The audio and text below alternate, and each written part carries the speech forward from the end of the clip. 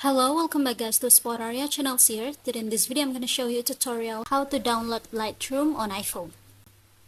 Well guys, firstly here, you just have to make sure that your phone is already connected to the internet by Wi-Fi or mobile data. And as you can see here, I used the Wi-Fi guys. So if you want to download the Lightroom or Adobe Lightroom, just go ahead to your app store here at your phone.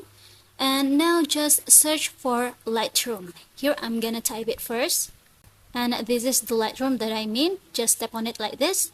And now here you just have to tap on this cloud options here guys, because I have downloaded before, so it will be a cloud icon like this. And if you never downloaded before at your phone, it will be a get icon like this here guys. So the cloud icon, it means to re-download it again. So if you want to download it, just tap on this cloud icon or simply tap like this get icon.